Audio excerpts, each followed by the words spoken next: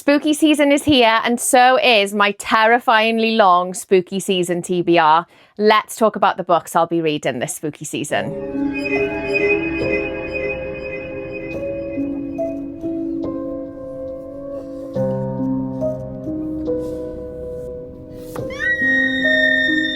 Hi everyone, welcome back to my channel. If you're new here, my name's Carly, and today I'm going to be telling you all about my completely delusional and ridiculous spooky season TBR. When I was planning my spooky season TBR, I told myself I wouldn't go too crazy, wouldn't add too many to my list, and long story short, I lied. I lied to myself. And this TBR is completely delusional, much like myself, to be honest. I don't actually know why I have picked out more books for my spooky season TBR than I usually average on a monthly basis, especially because I've got quite a busy October as well. But I mean, I like to have options. Not to be dramatic, but I am actually so excited about my spooky season TBR. I feel a little bit sick. Like, I know that is very dramatic. I am literally buzzing to talk to you about these books that I really, really want to read this spooky season. For my spooky season TBR last year, I only picked horror books. And I ended up in a 3-month-long slump. Like, it was the worst reading slump I have ever been in. So even though the majority of these books are horror books, we've also got some extreme horror in there. We've got some thriller books. There's some dark romance in there. And I think there's a few historical fiction as well. I'm just going to give myself options. I'm not going to put any pressure on myself. I'm just going to embrace the spooky vibes. And yeah, I'm just here for a good time. So without further ado, let's get into my spooky season TBR because I am itching to talk to you about these books. I'm going to try and go through the books as quickly as possible because I don't want to keep you here all day. Starting with Brother by Anya Alborn. And do you know what? I actually cannot believe I haven't read this book yet. So this is actually my in-person book club's pick for October. The general consensus from the group was that they wanted a horror book. This one was thrown into the mix and everybody seemed keen, so we've settled on this book for October's book club, which also means this will be the book for my online book club for October as well. So if anybody is in the book club, then this is just a heads up that this will be October's book. And for anybody that would like to join my online book club, it's all completely free. It's through Fable, and I'll pop a link to the online book club in the video description for you. So this book is basically about a 19-year-old boy who lives with his family, and his family are cannibals. From what I gather, he feels like he doesn't really fit into his family. He wants to break free from their cannibalistic tendencies, and the story is all about that. This is supposed to be full of trigger warnings and very gruesome and gory. So, to be honest, it sounds right up my street, and I am so excited to get into this book. Next up, we have got a thriller book, The Thicket by Noelle W. Eiley. That's actually so hard to say. So this book is actually set during a Halloween carnival, and I just feel like that has got my name all over it. I've read a few of Noelle Eiley's other books, and I've really enjoyed them. I really like her writing style. Her books are always fast-paced and gripping and give me the worst anxiety while I'm reading them. This basically follows the story of Nora. Her brother died during the Halloween carnival, and she goes back trying to retrace his steps to find out what happened, but she realizes that her nightmare is far from over. Oh, there's a little review on the front by M. Taylor Bibliavino. Never heard, is that an author? I've never heard of them before. One of the baddest final girls I have ever encountered. This nail-biting thriller plummets into your worst dreams and doesn't stop. Oh my God, no, that sounds absolutely fabulous. I also absolutely love the cover. And I just love the size of the paperbacks you guys get in the US. I am super excited about the Halloween carnival setting of this book. Next up, we have got The Exorcist House Genesis by Nick Roberts. This is the sequel to The Exorcist's House, which I read last year. And this book is probably one of my most anticipated reads this spooky season. As some of you may already know, if you've seen some of my previous videos, the first book, the OG Exorcist House book, terrified me so much I had to sleep with my bedroom light on for 2 nights, and I'm not even exaggerating. Like, I had nightmares after reading that book. So I know exactly what you're thinking. Why am I going to do it to myself? Why am I going to read book 2? But I can't talk too much about book 1 without giving away spoilers, but it ended on such a cliffhanger that I'm desperate to find out what happened next. So I'm going to do it. I'm going to be brave and I'm going to read book 2. And do you know what I was actually thinking? I may film a little spooky reading vlog the week that I read this book so that you can hold my hand through it. I forgot to say as well, these books are available on Kindle Unlimited. So if anybody wants to join me, then feel free. Right, next up, we've got another thriller book. I don't actually have a physical copy of this book. It's on my Kindle. The Whisper Man by Alex North. And before I even start talking about this book, I need to address the cover situation because, oh God, this is another book that I am really not a fan of the UK cover. But the US cover, however, is absolutely stunning. So if I do like this book, I'm going to try and hunt down a copy of the American cover for my bookshelf. So this is a serial killer thriller, which is one of my favourite types of thriller books to read. And it's basically about this serial killer who has been locked away. He's behind bars. So the whole village feels safe now that he's gone. But another boy goes missing and the people in the town are thinking maybe they've put the wrong person behind bars and the killer may still be out there. I have heard nothing but incredible things about this book from some of my book friends. So yeah, I cannot bloody wait to read this one. Next up, we have got another one that I don't have a physical copy of, but if I like it, then I'm most definitely going to get myself a copy because the cover's bloody stunning. The Cotton Candy Massacre by Christopher Robertson. So this is actually book 1 of 3. It's another one with a circus setting. I am completely obsessed with the cover and I actually wrote down, it's got a warning in the blurb and it says, warning, this book contains scenes of explicit clownage and gore. Literally hold my beer, hun. I don't really know much about this series as a whole, but it's kind of giving like circus slasher vibes, which if those are the vibes we're working with, I cannot bloody wait. And while we're on the subject of slashers, we've got 2 more. I probably won't get around to both. If anybody has read these books, then let me know which one you would suggest that I pick because I'm happy for you guys to pick which one. We have got Heads Will Roll by Josh Winning or Breathe In, Bleed Out by Brian Macaulay. So yeah, both slashers. I think this is set in a camp. Is this in a summer camp or something like that? I feel, I don't know, I've had this. Oh, this has been blurbed by Scream. The perfect summer slasher.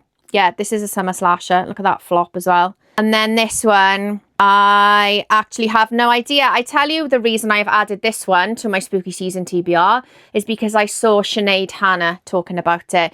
I believe she read this last month and she said it was really good. So yeah, let me know if anybody has any thoughts on either of these. But if nobody does, then I'll probably pick this one because in Sinead we trust. Next up, we have got House of Monstrous Women by Daphne Farmer. I'm not entirely sure how you pronounce her surname. This is also another one that if I like, I am most definitely going to get myself a trophy copy for my bookshelf because how bloody stunning is that cover? This is set in 1986. It's actually set in the Philippines and it is a Gothic horror. My fave. It is basically about a woman who was not having the best time in her life, but she's been offered a way out and all she has to do is spend a night at this creepy house, manor house, that's crawling with insects. She just has to spend one night there and she will get whatever she wants. She will win whatever she wants. I mean, this is giving what's the worst that could happen. And we just know she's going to be having a terrible time spending the night in that house. To be honest, this whole book and the vibes sound as delicious as the front cover. And I am so excited to read it. Next up, we have got a bit of a curveball. I think this is technically a dark romance. Oh, it says on the front, a spicy fantasy romance. Enchantra by Kaylee Smith. So this is actually book 2. Phantasma was book 1. I read and absolutely loved Phantasma. I want to say April time. Oh my God, the vibes in that book were absolutely delightful. It had a haunted mansion and demons and phantoms. And yeah, I had a bloody fabulous time while I was reading it. And this is, I think it's set in the same world, and we've still got the kind of like deadly game and spicy romance, but it is with different characters, I think. It has got feisty heroines, forbidden desire. It's got a 4.4 star rating on Amazon as well. And yeah, I'm just looking forward to reading something like this to kind of break up all the horrors and slashers and gore, you know? Right, next up we have got Simone St. James. We've got 2 books to choose from. Again, I'm happy for you guys to pick which one I actually end up reading. I've only got a physical copy of one, The Sundown Motel by Simone St. James, or I've got another one on my Kindle, which is The Haunting of Maddie Clare, I believe. I think this has got a dual timeline, and I think it is about a haunted motel. I think. Ooh, Riley Sager has blurbed it saying, deliciously creepy, a chilling blend of mystery and ghost story. I mean, that sounds absolutely bloody fabulous. And The Haunting of Maddie Clare, I think that is historical. I believe that is set in the 1920s or the 1930s. And it is about a soldier of World War One, I think. I've actually had The Haunting of Maddie Clare on my Kindle since last July. And yeah, I've forgotten what it's about. I think it's got like a vengeful spirit in it or something like that anyway. But yeah, if you've read both or if you've read either of these, then let me know in the comments. And yeah, I will leave it up to you to decide which one I actually end up reading. Right, next up we have got another thriller, The Burning Girls by C.J. Tudor. I have actually only read one other book by C.J. Tudor. I read The Gathering. And I feel like I was on my own with this book, but I wasn't a huge fan. Now, I did like the writing style, and I loved the fact that it was like a thriller book with vampires in, but I don't know, I couldn't put my finger on it. It was a bit of a mid-read for me. I do have a few of C.J. Tudor's books on my shelf. This one, I've had this on my shelf over a year. It's been rotting away on my top shelf up there. I saw somebody talking about this book the other day. Something came up on my For You page and I was like, I've got that book. And I reread the blurb on the back. Listen to the top bit of the blurb. I've just got 3 lines to read you. 500 years ago, 8 martyrs burned. 30 years ago, 2 teenagers vanished. 2 months ago, a vicar died mysteriously. Welcome to Chapel Croft. I lied, actually. That was 4 lines. But doesn't it sound so good? And I'm guessing I may be completely wrong here. The Burning Girls, is it giving witchy? I don't really know. I feel like it's got a supernatural element to it as well. A small town, a dark past, a dangerous present. We've got multiple timelines as well then, have we? And you just know I love a multiple timeline book. So I am actually really excited to read this book. I think it's got a serial killer element as well. So I'm hoping that this is just going to end up being one of those books that, you know, the ones that end up on your shelf, you forget all about them. And then when you actually read them, you think, oh my God, why didn't I read that sooner? That was a hidden gem. So that's what I'm hoping for this book. Next up, we have got this absolutely stunning book, Ein Hallow by Tim McGregor. Look at that cover. Oh my God, I am so excited about this book. I told you I'd say it about every single book. This is set in 1797 on the Orkney Islands. And I believe it's about Frankenstein, but it is not a retelling. I think this is just set in the same time/world as Frankenstein. I actually saw a review and somebody said it is what Gothic horror dreams are made of. So, I mean, I couldn't put it in my basket quick enough. And yeah, we've got an abandoned cottage, a Gothic tragedy. It's been blurbed by Rachel Harrison as well. Richly atmospheric with gorgeous prose and an unforgettable heroine, a new classic. To be honest, in Rachel Harrison we trust as well. I bloody love Rachel Harrison. Also, before picking out my spooky season TBR, I had a little look at the reviews for this and the reviews are outstanding. So this is only a short book. I think, let me see, it's under 200 pages. So I'm hoping that this is going to be one of those ones I can read in one sitting, you know? Right, talking of short books, I have also got a selection of snack-sized extreme horror books. So these, I mean, you can see they're all very short. I'm not really sure what all of them are about. Some of these I've had on my shelf for ages. This is the most recent one that sounds really good. A Southern Gothic horror. And these, I've got Sour Candy by Keelan Patrick Burke. Why do I feel like this is a really strange one? And the main character, yeah, I'm sure he eats sour candy. He like stumbles across a child or something and this child gets him to eat sour candy all the time. I don't really know. It sounds a bit strange, I know. This one I'm very excited about. I'm not gonna have a chance to read them all, but you know, like I said, your girl likes to have options. This is called The Embalmer by Rain Havoc. Sadie is tempted by a body in the funeral home. She can't help herself. Her curiosity is too strong. The depraved and obscene thoughts will not disappear, and with nothing holding her back, she succumbs to her sick desires. I mean, we listen and we don't judge, okay? Like, I know these books aren't going to be for everybody. To be honest, they're not always for me. Sometimes, you know, I've reached my limits with some books, not naming names, but sometimes I do just love a short, snappy, unhinged book, and they always snap me out of any like slumpy feelings, you know? We've also got Skin by Audrey Rush, an erotic horror story. Taxidermy, don't really know. And this one, I forgot I had this on my shelf. Cult by Ash Ericmore. Graphic content, extreme horror. Oh, full of schmecks, as grotesque as it is beautiful, and violence so pure it will make your skin crawl. Cult is an extreme horror painted with the blackest of humour. Consider this a trigger warning for just about everything. Wowie! Anyway, moving swiftly on, we have got Mexican Gothic by Silvia Moreno Garcia. Now, I was really, really excited about reading this book, but last night I actually DNF'd her most recent book, The Rewitching. Is it called The Rewitching or The Bewitching? I can't actually remember. I got about 20% into that book and I wasn't a fan. So it's, oh God, it's made me a little bit apprehensive about this one, but I'm going to wipe the slate clean and I'm not going to judge this book on that book. And this is, I think this is set in the 1950s and it is about vampires. So I don't really feel like you can go wrong with vampires. You know what? I have not heard any bad things about this book. Despite the rating on Amazon, I nearly fell over then. I think the rating on Amazon isn't great. I want to say it's about a 3.8. But I'm sure I mentioned this in one of my previous videos. Was it on my vampire video? I can remember one of my videos, I briefly mentioned this and I had so many comments from you guys saying how good it is. So yeah, I'm going in with an open mind and hopefully it will be a success. Right, next up we have got more of a light-hearted palate cleanser.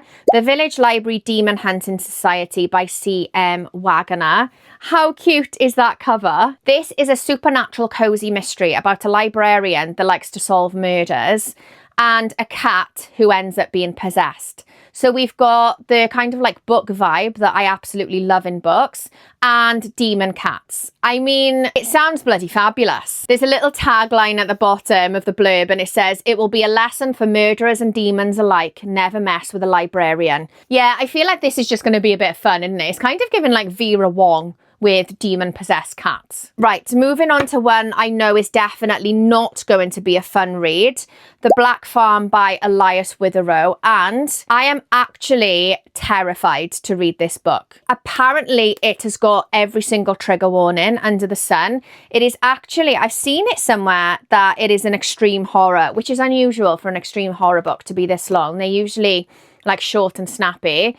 But this is basically about a couple who lose their child. Their child dies and unable to cope with their grief, they decide to end their own lives. So immediately we've got a massive trigger warning there, but they don't end up in a peaceful place after they've taken their own lives. They end up in this like purgatory called the Black Farm. And I mean, according to people that have read it, it is absolutely horrendous. So yeah, the bit of the blurb on the back, it says, "When Nick wakes up, he soon realizes that death isn't the gentle darkness he expected. Panicked and horrified, he struggles to understand the twisted abominations and hellish world he is now trapped in." There's also a sequel to this. So yeah, I will see how I get on with this. I do feel like I'm going to have to be in the right frame of mind to read this. If anybody has read it, then let me know. But again, this one has fantastic reviews. I'm kind of excited, kind of scared to read it. Right, we're getting there slowly. I think I've got about 5 or 6 books left to talk about. Next up, we have got Blood on Her Tongue by Johanna Van Veen.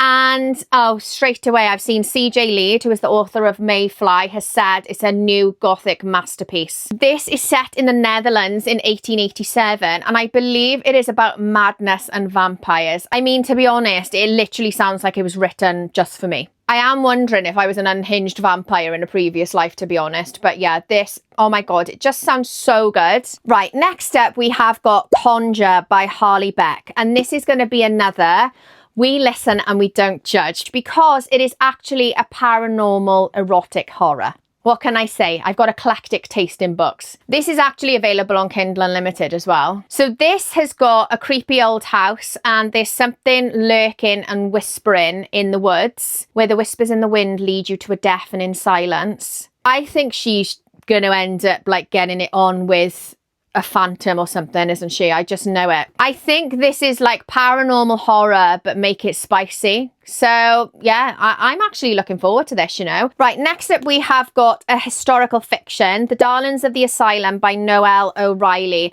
This is another one I've had on my TBR for a while. It is a Gothic historical psychological thriller or something like that. That's a bit of a mouthful, isn't it?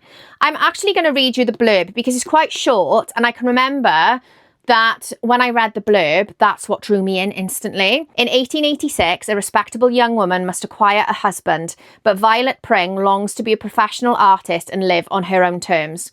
When she turns down a desirable marriage proposal from an eligible Brighton gentleman, her family have had enough of her independent streak. Against her wishes, they lock her away in the Hillwood Grange lunatic asylum.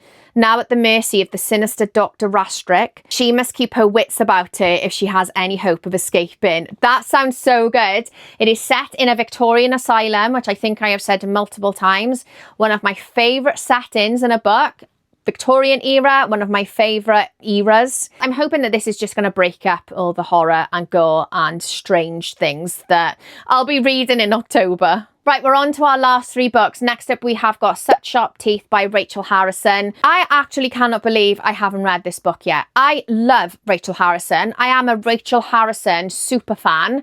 And this is about werewolves. This is like girly pop horror, feminist horror about werewolves. I mean, literally say less. It is about a woman called Rory, and she accidentally hits a large animal with her car. She gets out to investigate and the animal attacks her. I mean, we all know where this is going. It says Rory survives miraculously, but life begins to look and feel different. She's unnaturally strong with an aversion to silver, and suddenly the moon has her in its thrall. No, this literally sounds like it's giving unhinged female werewolf rage, and I am so excited to read it. Right, next up we have actually got a book that I bought last week. You will have seen it in my book shopping vlog, The Coffin Path by Catherine Clements. I had never seen this book before until I stumbled across it on the bookshelf in Waterstones, and it has just been described as being the scariest ghost story I have read in a long time. It says not to be read alone late at night. Wonderful Yorkshire Gothic, like something from Emily Bronte's Nightmares. I mean, stop it right now.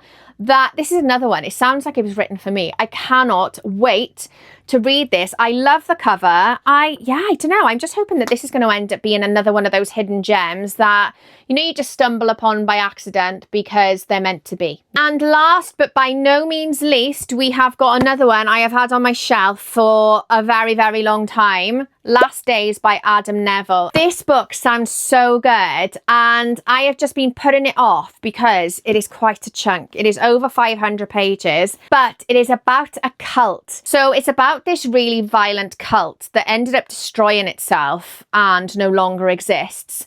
And a filmmaker called Kyle, is it? Yeah, called Kyle. He goes back to kind of like investigate this cult and look into the history of it, and realizes that this cult actually has some unfinished business. So yeah, on the back it says Kyle Freeman is an indie filmmaker with no money and few options.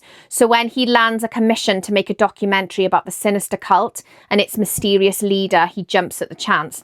So from this, I am actually getting cult and Blair Witch vibes. I think it's about like a supernatural disturbing presence, and there's actually a review on the back that says an effectively creepy novel that will leave you sleeping with the lights on. I actually think I best get myself some lavender spray for my pillow, because your girl's not going to be sleeping much in October. So yeah, that is the end of my spooky season TBR list.